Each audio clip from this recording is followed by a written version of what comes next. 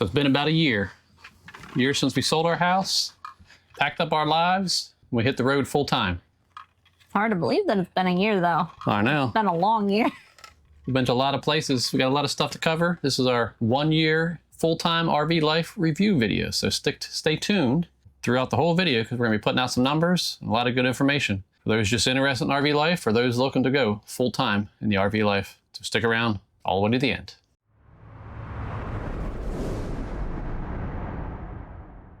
So hitting the road was harder than we thought in the beginning, just because you're moving from a house to a camper, and when you have things that you think you need, but later on you find out that you don't need, it becomes very hard to determine what's going where in the camper. Well, not only that, I mean, before, we've had the camper for years. We bought it in 2019 new, but before full-time RV life, the longest we ever spent in the camper was like 2.5, 3 weeks when we did a trip from Delaware, down through Huntsville and then back up. But other than that, they're trying to get adjusted to living in close quarters with everybody.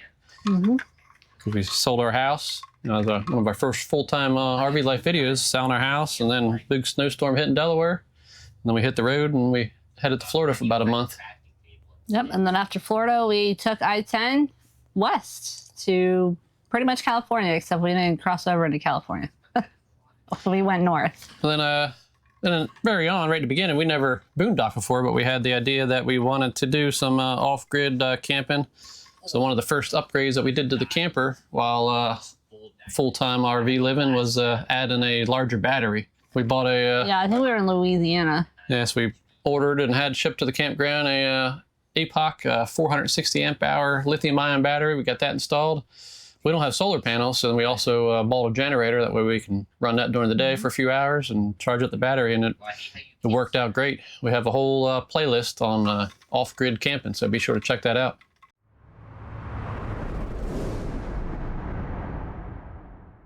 So I'd say one of the best parts about this lifestyle, and after completing this first full year, is looking back at everything that we've done, every place that we've been, all the travels and adventures, memories that we've made.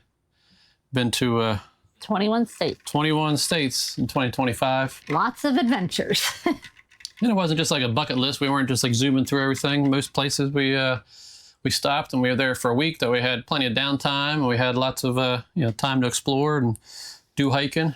We've hiked over, what was it, 200, almost 200 miles worth of trails, this past year throughout the country, various national parks and state parks and everything else. Yep. So we've done a lot. We've gone to some really cool places, done some really cool adventures, and can't wait to see what this coming year has to offer. But some of our favorite spots were Pikes Peak, Manitou Incline. Yeah, Pikes Peak. We drove up it, and then we took the cog railway up. Yeah, Manitou Incline. Check that video out for sure. Yeah. Manitou Incline, that was definitely a challenge. If you're out near the Colorado Springs area, you're looking for a challenge. It's 2,764 steps. Basically like a mile, not quite straight up the side of a mountain, but pretty darn close to it. That's a good personal challenge. That was our biggest physical challenge that we challenged ourselves with last year in 2025. Oh yeah, first boondocking spot. Oh, Magnolia Beach, Texas. That was beautiful. That was a pretty awesome spot, minus the wind. Yep, definitely going to go back there again one of these days. Riley loved to go fishing, and if it wasn't as choppy with the wind while we were there, we probably would have spent more time in the water, but the wind kind of made it a little bit too choppy. And it made it real, well, the water was cold. It was still, late February by the time we got there. I think it was late February, so if we go back, we'll probably go springtime when it's a little bit warmer. Water won't be probably as choppy maybe, and hopefully it would definitely be warmer. Riley and I got some good fishing in. We caught some catfish and some little baby sheep's head and some other stuff. It was pretty cool, a lot of fun. The Mezcal movie set in Arizona. Oh, yeah. That was cool. That was actually an interesting video because it started out with you driving the camper to our boondocking spot where we camped right across the road from the Mezcal movie set, which... Yeah. If you're not familiar with that, that's the place where, it's been around since the 50s, so it's been in dozens and dozens of Western movies, but the most prominent one that stands out would be Tombstone. Right. And if you're in the little bit older movies, you know, The Gambler with Kenny Rogers was filmed there as well. It's really and they've cool. done a lot of TV shows like Little House on the Prairie. Yep, a lot of that was filmed there. So a lot of cool stuff. The Westerns, definitely a cool place to check out if you're in that part of Arizona. Yeah, the Ark encounter. Yep, that was probably one of our more favorite things this year. That was actually recent, full size, you know, scale replica of Noah's Ark. And it was really amazing to go in there. A lot of stuff you never even thought about. I mean, grew up reading the Bible stories and whatnot, but And my interpretation was, you know, it was just a boat with like giraffes and elephants and birds and squirrels, and they make it like a child version when you're growing up, but then actually going in there and learning all about it, it's a lot different.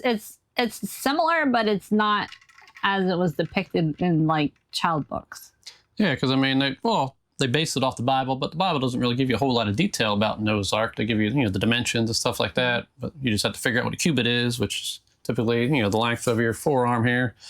But they rebuilt it, and then they did a lot of artistic interpretations in with it.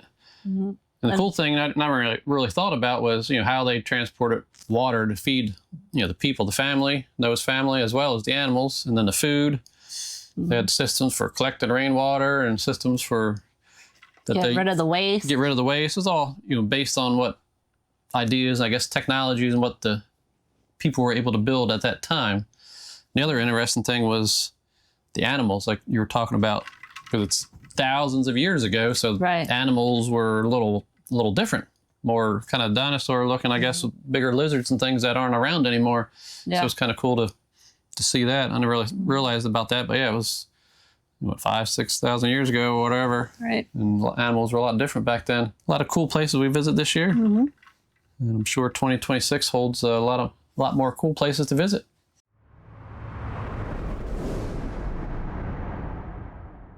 Let's talk about national parks. Right. So our journey started with Big Bend National Park. Yep. That's where it started, and then it ended with New River Gorge as our 18th national park of the year. So we've been to a lot of national parks this year, had a lot of experiences, did a lot of hiking, seen a lot of beautiful places. I mean, and besides national parks, we went to 14 other sites that are managed by the National Park Service, you know, like monuments or battlefields or historic parks and things like that. So I'd say that was the biggest thing around our entire route around the country. As we started out from Florida, went all the way to Arizona, and we shot all up through Wyoming to Grand Tetons and Yellowstone, then we circled back around east. But yeah, I'd say my favorite park to visit was Grand Tetons and then Yellowstone. Got a lot of amazing photos in those two places. That's a beautiful area for sure. I mean, I would love to see it in the wintertime, but I don't know if my body can handle that. Yep, your fingers don't like the cold. But yeah, we did an amazing hike on your birthday this year too. Yep. All the way up to Delta Lake. That is, I mean, that water up there is beautiful. I mean, if you're looking for a challenge, it's definitely one to go do your challenge with. Yeah, because it's not an official National Park Service trail. It follows other trails, and the last, like, I don't know, mile and a half or so of it kind of wise off, and you're pretty much off trail, and they have some warning signs. On your own, trying to guide yourself up there. Definitely need an app on your phone to make sure you don't get off trail, because you get lost that way, scrambling over small boulders and everything else, trying to get there, and climbing up steep gravel slopes. Definitely worth the challenge. Getting out to the national parks is probably one of the biggest highlights of the year. I mean, we already had the route planned, you know, kind of where we wanted to go with hitting up national parks and stuff, but it's definitely a great opportunity to get out and just explore more of what the country holds, because there's so much to learn in the national parks that people don't even realize. They're beautiful and they're worth preserving. So we got a whole playlist on all the national parks that we went to this year, so be sure to check those out as well. You guys have any questions about full-time RVing or just our adventure in general? Feel free to leave it down in the comments. We would love to hear from you and answer whatever questions you have. Or if you got any suggestions of places we need to visit, drop that down below as well. And while you're checking that out, be sure to hit that subscribe button if you haven't done so already. That way you can stick around for all our future adventures, and hit that like button.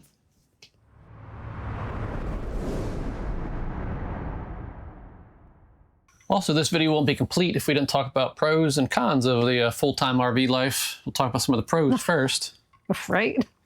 But I mean, obviously the freedom to get out and travel, you know, basically setting your own schedule, exploring, you know, taking our kids with us and being able to show them this great, beautiful country while they're still young enough to enjoy it, and you know, they're still in school, so they're not adults and not stuck working that 9 to 5 yet as they get going as adults. So I mean, they're learning tons more out here on the road than they would in a classroom, just looking at pictures or watching videos of stuff like that.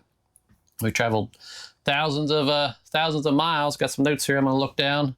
So this year, you know, we traveled 23,268 miles, and then towing our camper, we towed it almost 13,000 miles. We went 12,929 miles, you know, towing our camper around this great, beautiful country. In some areas that I prefer not to go back to. We talking about the $1 Million Highway? Oh, oh boy. Towing the camper up that was fun. The $1 Million Highway, I mean, yes, it is a very, very dangerous, sketchy road, and it is a road that you need to pay attention to, but it has some of the most beautiful views. I personally would not drive on that road, especially with anything bigger than like a small SUV. I definitely won't drive on that road in the wintertime. I've seen a lot of videos of that. But yes, that is a very challenging road in every way that you could possibly think of, but it is so beautiful with the views. I recommend that if you're going to take the road, have a plan and pay very close attention, because it's a very dangerous road as much as it's beautiful. So that's all I got on that road. I was driving, obviously, so I mean, just some tips is take your time, go slow. I mean, enjoy the view. I mean, the speed limit's slow along the road anyway.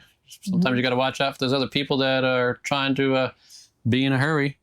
They got spots along the way you can pull off, especially if you're towing your camper. You can pull off to the shoulder, let them pass, and get back on. Just go slow and enjoy it. The biggest pro that you can get from full-time RVing is the adventure. I mean, definitely. No matter where you go, you're going to find something cool. You're going to find something exciting. You're going to find amazing views. There's lots of wildlife, especially when you get out west. Just enjoy it. Yeah, and you can travel as fast or as slow as you want. And you can go to a place and spend a day, or you can go to a place and spend a month or more. All right. And a pro for kids is, you know, they get to explore and they get to learn and see more than what they're going to do in school. Like, our kids have been on pretty much every hike with us. They've seen the wildlife. Except for snakes. We haven't really seen a whole lot of snakes this year. And rather disappointed at that. I'm sure you're happy not to run into a rattlesnake or any other snake while we're on a trail, but I guess we got lucky in that aspect. Right. But yeah, the kids get to learn so much more than what they would learn if they were in a classroom. I'd say pro, just thinking about a beautiful place. One of the more beautiful places I'd say that we camped and went to was the north rim of the Grand Canyon. Oh, yeah. I'm sure it's a lot different now after the fires, but luckily we were able to be there before the fire, and we, you know, boondocked for a few days in the Kaibab National Forest, and then did a lot of exploring and hiking on the north rim, and it's beautiful. So definitely get there and check that out. And I'd say another pro, it's a big pro, is, you know, all you guys, having all you guys follow along the journey. Those of you that were with us before, and those of you that joined us throughout the year in 2025, we really appreciate you, and we're thankful that you guys are here and watching the journey with us. Couldn't do it without you. Nope, definitely couldn't do it without you guys.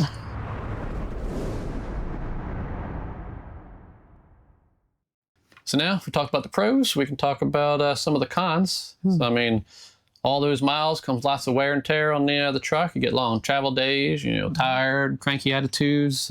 Weather stress, road stress, yeah.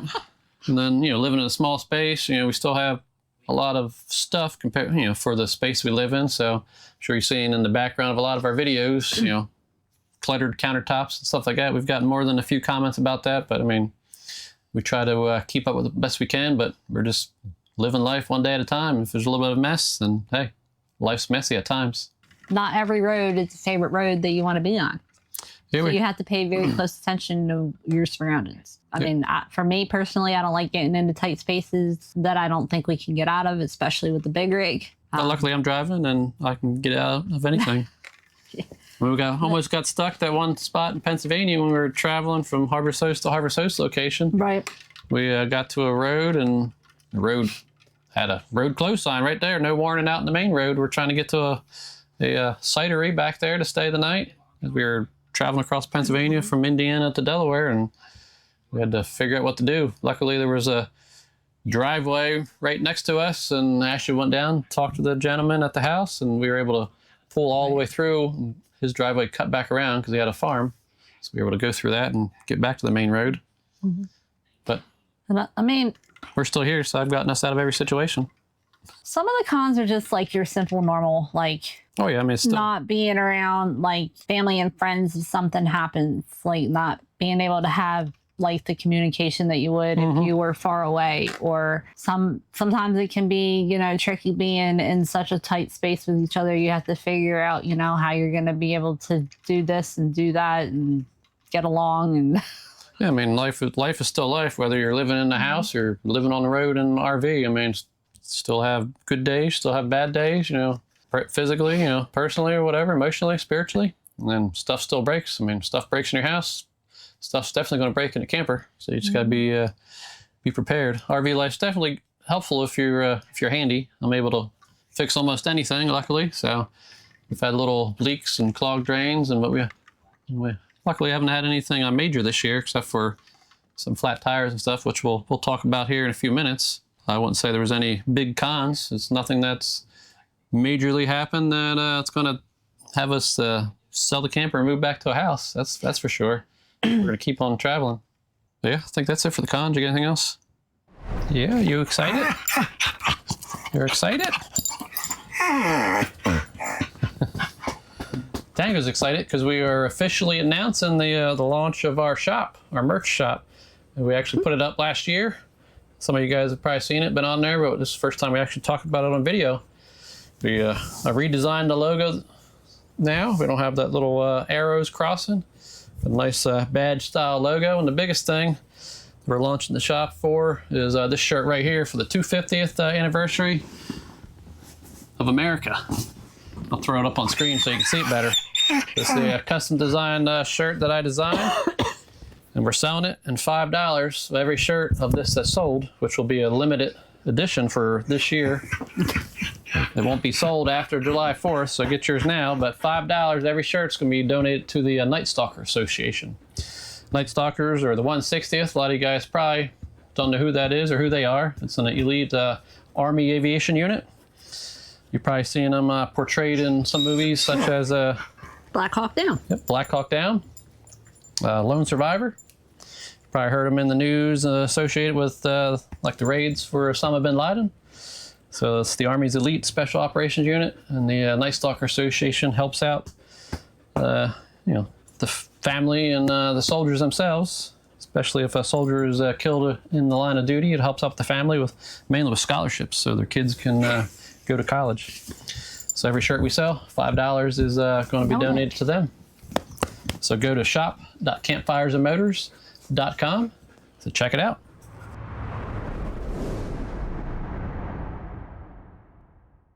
Next thing we want to talk about that goes hand in hand with full-time RV life is maintenance and breakdowns. Like I said, I got a few notes on my computer down here, so I'll be looking away. So after driving 23,000 miles in a year, you know, maintenance is definitely unavoidable. Breakdowns are definitely unavoidable. We went through a learning curve with our tire pressure monitoring system. Apparently we had the wrong sensors on there for a while, and we had the flow-through sensors with rubber valve stems. And that's a no-no, as we learned. So we had three flat tires, not really flat, but the alarm went off because the valve stem had cracked and they started leaking air. So on the side of a highway 3 different times, we're changing the tire for that. Another time right outside of Rock Springs, Wyoming, we hit some debris in a construction area, weren't able to stop right away. We had were like, everything drove fine. We didn't have the sensors on it this time because we took them off. We were tired of the valve stems breaking. But yeah, we kept driving because we were like 15, probably 20 miles once we hit that construction from the campground, and then about 15 miles from the campground, boom, tire blew on the door side. So we're inside of, was it I-70? I think it was I-70. I think so. One of the interstates. We've been on pretty much all of them this year, it feels like. But there we are on the side of the interstate trying to change out this blowout. It shredded the side of the camper there, the fender flare, which we still haven't replaced. Shredded the tire, damaged the tire that was behind it. Luckily our spare was good, so we put that on and rolled on down the road 15 miles to the campground. Probably like the day after that, we got there, and then the truck started acting up. I mean, you know, if it rains, it storms, you know, everything's at once. Yep. So trying to diagnose that, I got a computer adapter I can plug into my UBD port. So plug that in, try to diagnose it. It ended up being a blown or a bad actuator, turbo actuator, which that's something I can fix normally on my own, but being in the campground, I'm sure they don't want me draining out half the coolant in the truck and digging into the truck. So I had to take it to a shop. You know, they had that replaced. That was like $2,000. And then we took the camper that same day. So technically we were homeless. No camper, no truck. The day before we left, but we took the camper to a tire place, had all 4 tires plus the spare, so 5 tires, replaced new tires. And then that's where we finally got our metal valve stems installed. We tried earlier in the year, but the places we went said they didn't have the right size or whatnot, but the place in Wyoming was able to hook us up. We got the metal valve stems, and we switched the tire pressure monitors to just the cap sensors, and everything's been working great since then. So got some numbers here. Let's see. Oh yeah, maintenance for the truck. Did a lot of preventative maintenance. We had that stuff. Later on we were at or before the Wyoming incident, we were in Colorado and spent like I think it was like $4,600 or so getting new brakes and some front suspension work done, ball joints and drag links, things like that. So that was fun. We spent $4,600, and then a week and a half later, you know, had to buy a turbo actuator for $2,000, and then the tires blew out, and that was like $12,000, or not $12,000, $1,200 for new tires.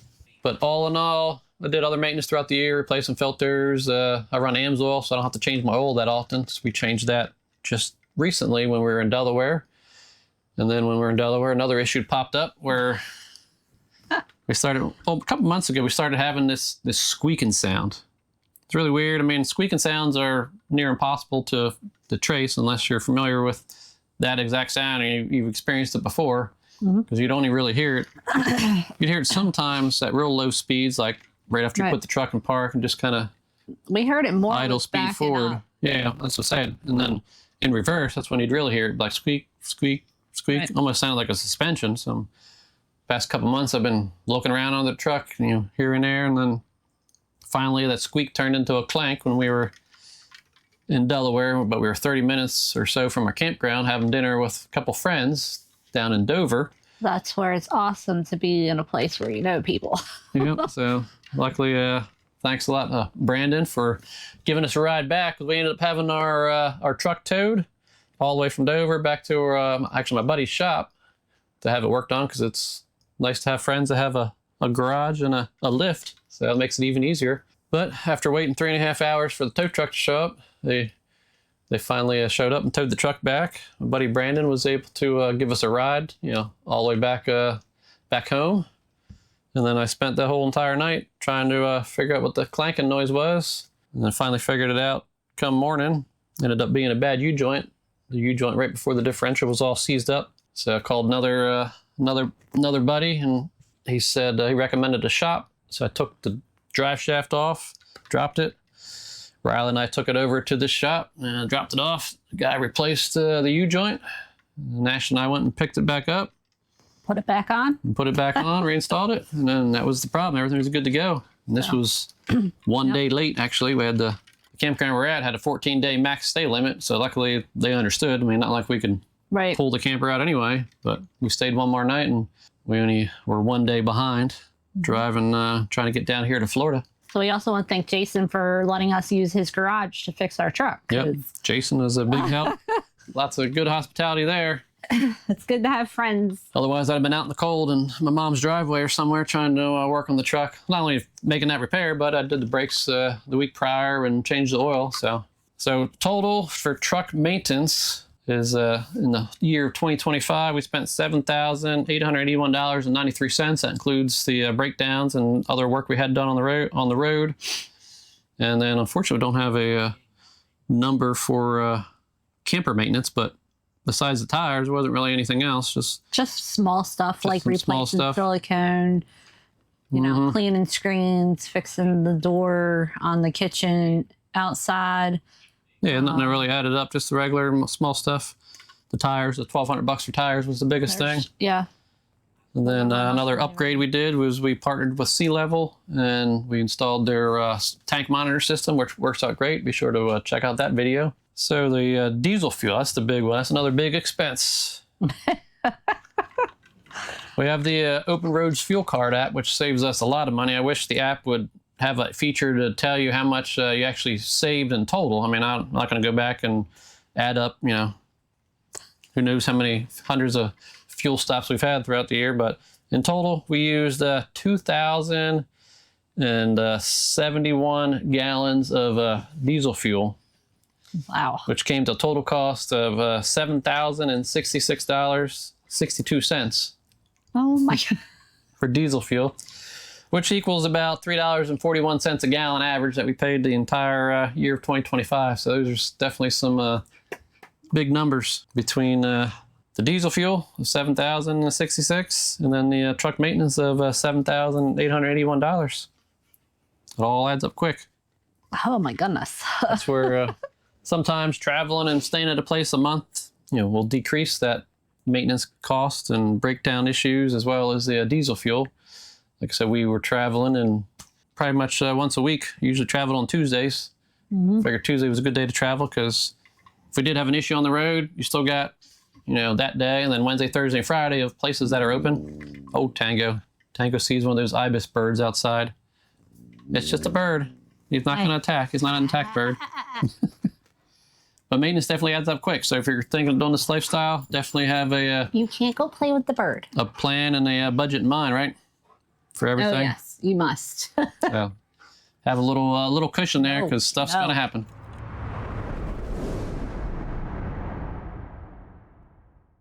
So let's talk about some lessons learned. Well, one of the biggest lessons learned we already talked about was with the tire pressure monitoring system. Yep, we covered that one. Yeah. You need to make sure that you have the right valve stems for your vehicle. Yep. And then that's where we messed up. Another big, lessons learned, and not really learning curve, but things we learned was as we started boondocking. We learned a lot about boondocking when we were at Magnolia Beach down in Texas. That was our first, boondocking spot. Ever, staying off grid. We were there for 7 days, so just learning how to manage our tanks. We have smaller tanks because we have a travel trailer. We have about 50 gallons of fresh, and then each, the black, and then we have 2 grays, one for the galley, one for the bathroom. Each one of those 3 tanks is like 30 gallons or so, 31 gallons. So we had to manage that. We bought one of those portable totes so we can, and a macerator pump, that way we can dump all that stuff. I think at Magnolia Beach, we just took it someplace. I found a place right down the road, like a mile. We were able to dump, and refill, and then come back. It was $20. It was kind of expensive, but it did what we had to do. Right. We didn't really learn it this year, but a lot of these boondocking spots and national parks are pretty much off-grid. There's not a lot of cell phone service in a lot of these places, so make sure you have good communications. We have Starlink, so that's going to work and give us communication on our phone pretty much anywhere we're at. We didn't buy a lot of souvenirs along the way. It's one good thing about living in a camper. You don't have a lot of space to buy stuff. But the biggest thing we did was, we made memories, and let's face it, the memories are going to outlast any souvenir that we could buy. Right, because when you get souvenirs, eventually you have to get rid of something in order to get something else. So. Except when I'm old and senile, I'll probably start forgetting all these memories. Oh my goodness, no you won't. No you won't. What else do we have for lessons learned?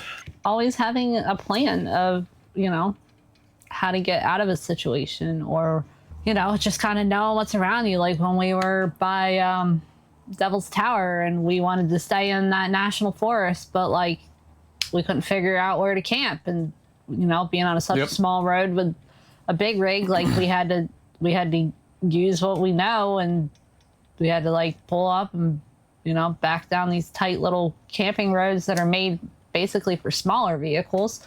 And just, you kind of have to know what a backup plan would be. I mean, we ended up always have a we backup tried to get plan. into a campground at the national forest, but then we realized that we didn't really want to pay to be there for whatever reason. I don't even remember what the reason was. The Something to spots do were with tight.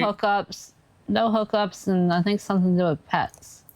No, not past. The spots were real tight. A lot of tree coverage, so we won't have good service with our Starlink. And then, And of course, it happened to be jammed right in there. around the Sturgis rally. the Sturgis rally, which technically it was like near the end of it, but like, a lot of the campgrounds We're still in full. that general area were still full, but we got lucky and we ended up finding a pretty cool boondocking spot. Yeah, we ended up paying for that, but it was, in my opinion, a lot nicer than that National Forest campground that we would have been in. Right. Plus, they had a porta potty there for you to use. They had a spigot right there for water to fill Yeah. up. Trash receptacle right there for you. It was real nice. The porta potty was nice. Like, it's not your typical, porta potty that you would find at an event or something. Like, This it was was nice. it was a nicer one. It was a So little bit larger. Had like a spot in there for all your paper towels and a sink. Just a little one of those foot pump operated sinks. It was nice. and they had like a water hookup area where you could go down and fill up jugs of water if you needed to. Yeah, but some other lessons learned or points of learning or whatever you want to call it. Like you're saying, have a plan. We planned our route. Every day before travel, Dad, look at it on Google Maps or something like that, and figure out where we're going. Make sure there wasn't any low bridges or obstacles in the way. We would communicate with family, let them know where we're going. When we're traveling, this and that. That way, if they don't hear from us for a day or two, maybe they'll check in with us and Right. if something happened. But luckily, nothing ever did. And then, I think that's it. Guess we'll move on.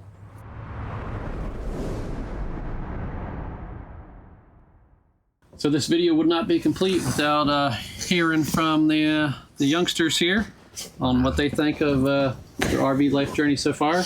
We obviously already know what Tango thinks about it. So we're going to step aside and give the camera space to these guys. All right, so we came up with a couple questions for you guys. Real simple, easy ones. So you guys can answer together or separate, however you want to do it here. So what was your favorite place that you went this year? And why did that place stand out to you? So what was your favorite place and why did it stand out? Why is it your favorite? Grand Canyon. We hiked a lot. And it was We big. did hiking a lot of other places. Mammoth Yeah. Cave, there's no people. So you liked the Grand Canyon because we did a lot of hiking and stuff, huh? Yep. You probably liked that view, didn't you? Yeah. Where She you- didn't. No, Mom definitely didn't like the view. I You know have what I'm saying? multiple favorites for multiple reasons. If I had to actually choose, I'd think just because Mammoth Cave, peace, Mhm. and it wasn't crowded because of the shutdown. Well, yeah, but we didn't get to go in the cave. Yeah, But that was the only thing. park was really nice. I wasn't We made a good video about it. about that one, exploring the national park during the government shutdown, but Mammoth Cave was pretty cool. found a giant leaf. All right, next question. What was the hardest or least favorite part of RV living this year? So what was the hardest part? Living Least in favorite thing? Arizona. How's that? Riley says living in Arizona? It got really annoying after the last 2 weeks. Got really annoying. I didn't like it. Too much desert. Too much desert for you, too dry, huh? Yeah, we were in Arizona probably, what, 1.5 months. 8 weeks or so, 6 weeks, something like that, 6 to 8 weeks. It was our longest, I think one of our longest stays this year. The longest. So what, Michaela? What was your least hardest part or least favorite part about full-time RV living? I don't know. Living with your brother? That's not hard. No. Living with her is hard. Listen to Riley scream at the monitor. Yeah, that's whenever definitely one his thing. game isn't going good. No. Yeah, that's definitely one thing. You're going If you could first. tell another kid what full-time RV life is really like, what would you say? It's fun. It's a great learning experience, and you should try it sometime. It's fun, for sure. I said that. It is definitely a great learning experience depending on how much you actually end up doing and wanting to do things and are into learning things. And it can definitely be stressful at times. Definitely. So, And- you got something else? And honestly, sometimes I think that most of the more people related things happen because you're constantly around the same people, which is the same thing you'd have in a house most of the time. But at the exact same time, you're still in a closer proximity no matter where you are. What would you tell another kid? Tell them to do it or not do it? Would you say it's fun? It's not fun? I'd say, yeah, it's fun. Give it a try. If it's not for you, then it's not for you. If it is, then... Do you have more fun if you're Keep going. sitting in a classroom for 7 hours a day? No. Absolutely not. You got anything else you guys want to say about full-time RV life? This is everything we've done this past year in our first full-time RV life journey. It's definitely different for different people depending on certain situations, as well as the fact that if you have one of these, then it's going to be different than if you don't. Crazy Maligator. Or just a dog, general, depending. It's definitely a big change. Going from normalcy to this normalcy. Riley, you didn't pack anything up in storage. You pretty much tossed all your stuff. Kayla's got half the storage unit, and you got like one tote. Pretty much. I didn't know what to do with anything. Give it away. Well, you'll get it back when you move out. Oh, yeah, I know. Anything else? Nope. Not really.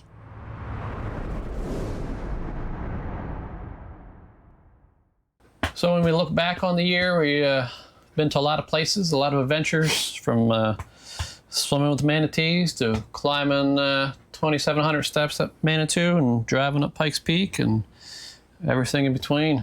Checking out the New River Gorge. Seeing a lot of bison. Seeing a lot of bison. I wouldn't trade this last year for anything. So I'm going to do a final go over with all the numbers. So we drove 2,263 miles. We towed our camper 12,929 miles. We purchased 2,070.97 gallons of diesel for a total cost of $7,066.62. That comes out to $3.41 a gallon. Wow. Maintenance-wise for the truck, we spent $7,881.93. And that includes things that we talked about, brakes, turbo actuator, ball joints, filters, U-joints, pretty much anything you can think of. We took care of this year. Some stuff broke. A lot of it was preventative maintenance. Visited 21 states, 18 national parks, and 14 other sites managed by the National Park Service. A lot of awesome memories. Mm-hmm. We're excited about 2026. We're going up the East Coast. Yep, we will fill you in more on that in the future videos as we figure out our route. But yeah, we'll be sticking to the eastern side of the United States in 2026. We're really glad you guys are along for the journey. Mm-hmm. Please, if you haven't done so already, hit that thumbs up. And hit that like button. Leave us some comments. You got any questions about us or about full-time RV life? Drop it in the comments down below, and we will answer those questions. And we'll see you in 2026. We'll see you in 2026. Bye.